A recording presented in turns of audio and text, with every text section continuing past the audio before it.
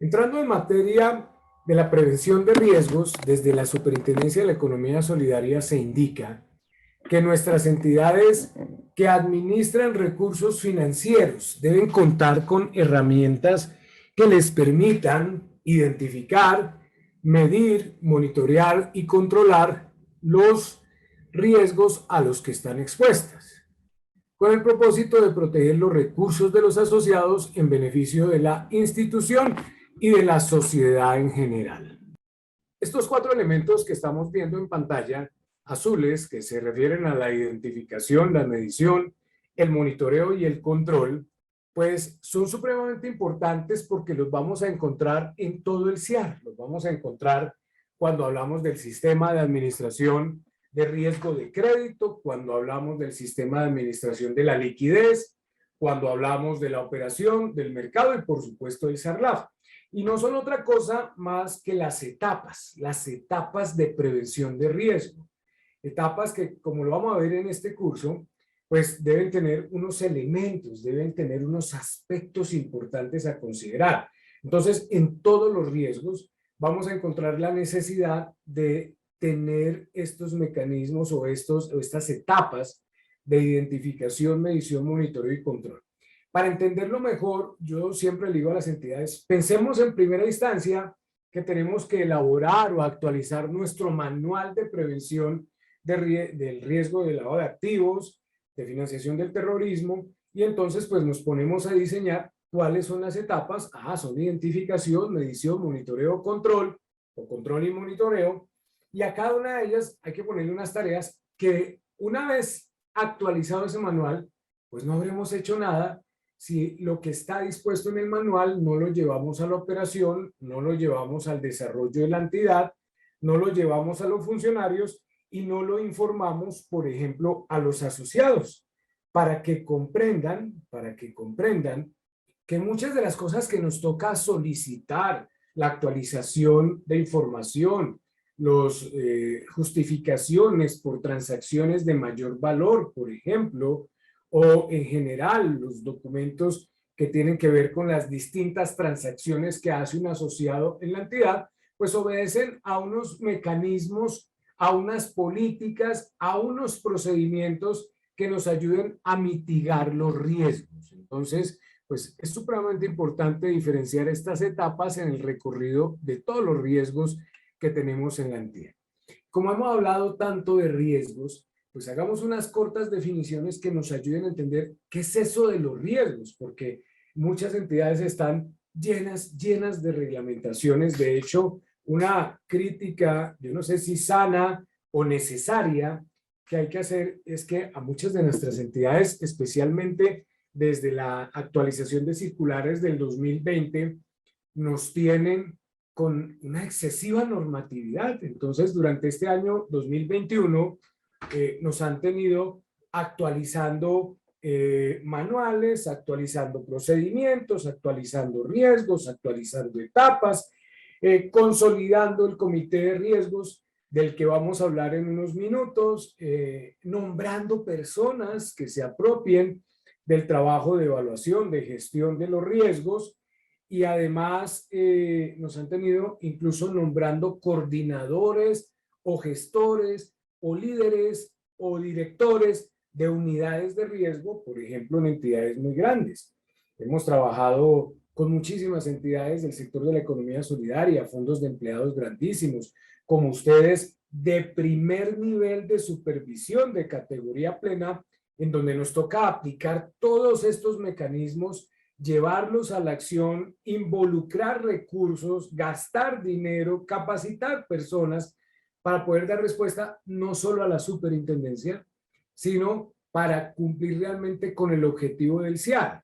El objetivo del CIAR, que se expone en el año 2015, Sistema Integral de Administración de Riesgo, que se expone suficientemente en las circulares de la superintendencia de diciembre del 2020, es mantener una cultura de riesgos dentro de la organización.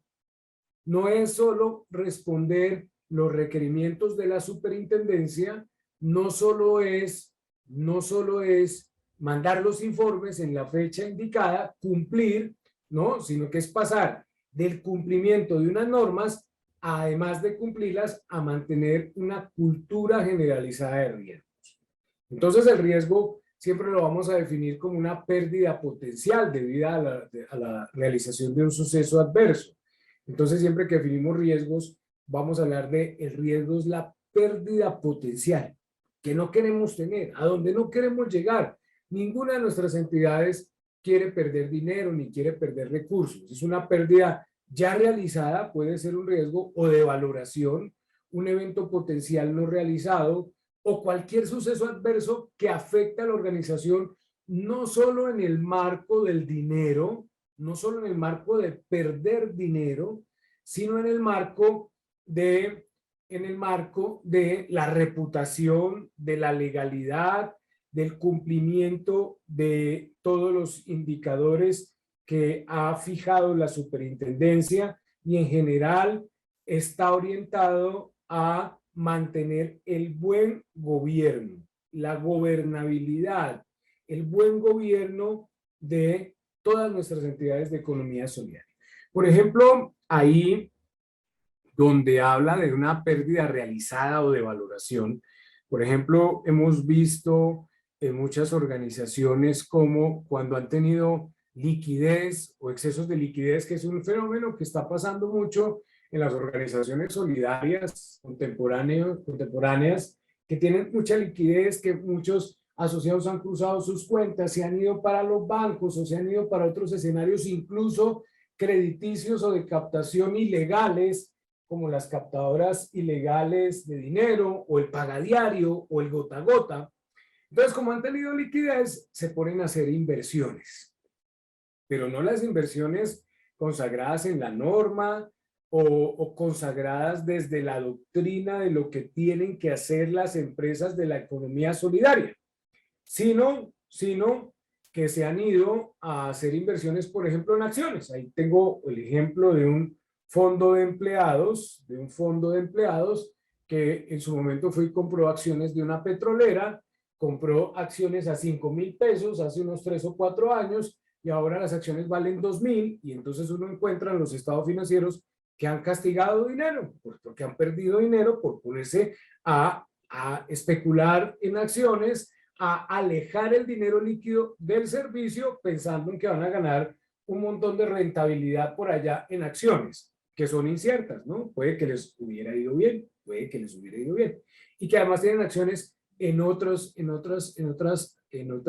entidades, y eso lo veo en muchos fondos de empleados y cooperativas que en sus buenos momentos tomaron la decisión de alejar el dinero del servicio, de alejar el dinero de la posibilidad de uso asociado. Cuando vengan los momentos difíciles, cuando vengan periodos de iliquidez, cuando vengan periodos complicados en el mercado financiero, pues no van a tener posibilidad de recuperar rápidamente esos recursos o van a tener que venderlos a pérdida.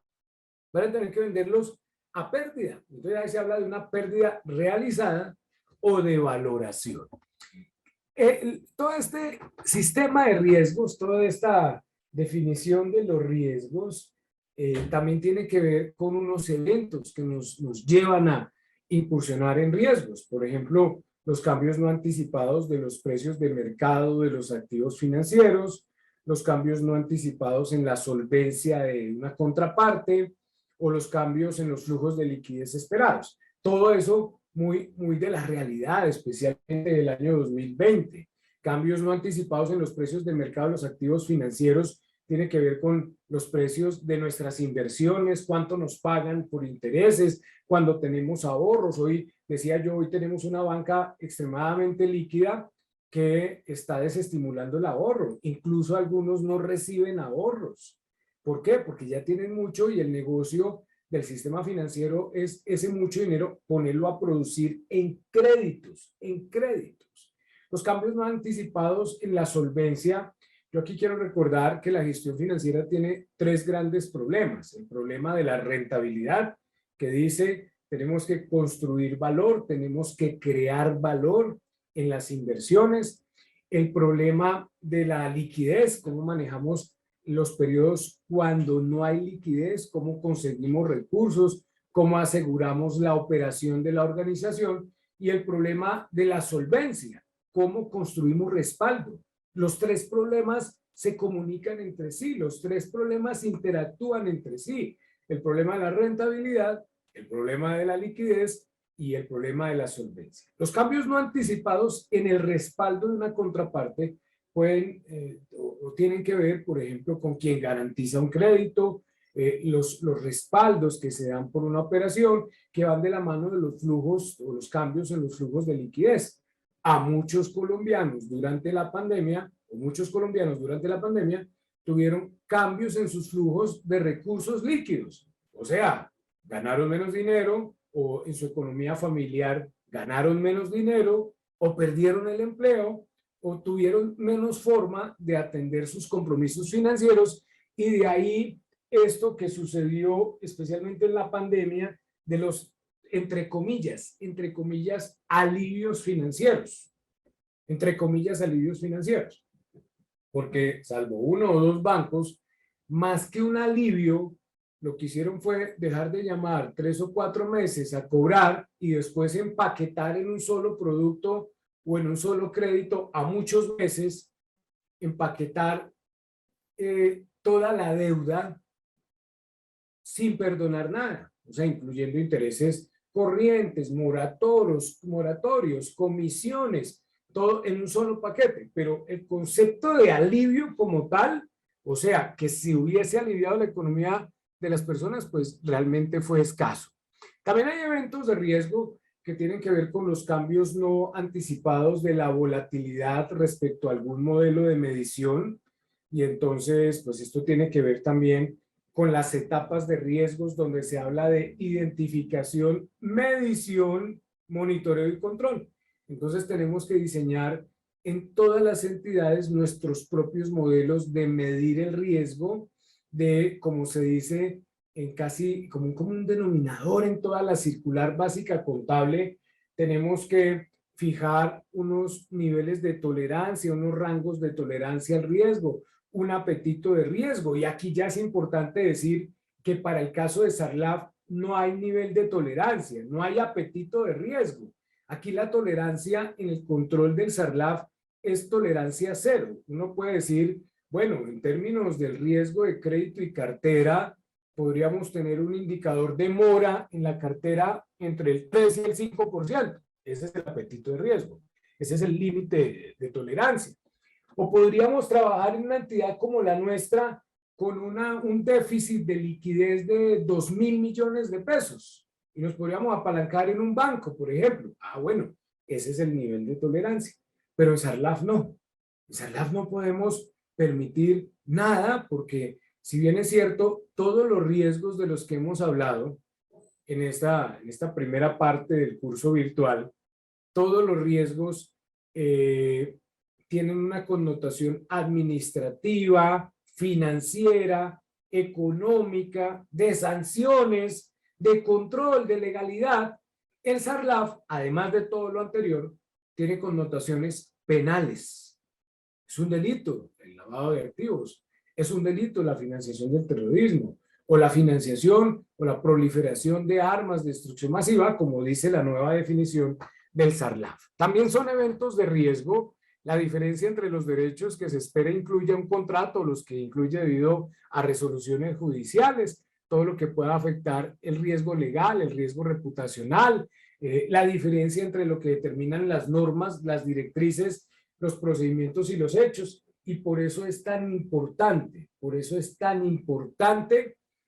que nosotros hagamos este tipo de capacitaciones, no importa el mecanismo, que ustedes han elegido, y estemos muy atentos a la directriz del Estado, de la superintendencia de las normas, y revisemos entonces los procedimientos que llevamos a cabo en nuestra organización para mitigar el riesgo, para mitigar los riesgos en la organización, o sea, esas posibles pérdidas por no administrar bien nuestra organización.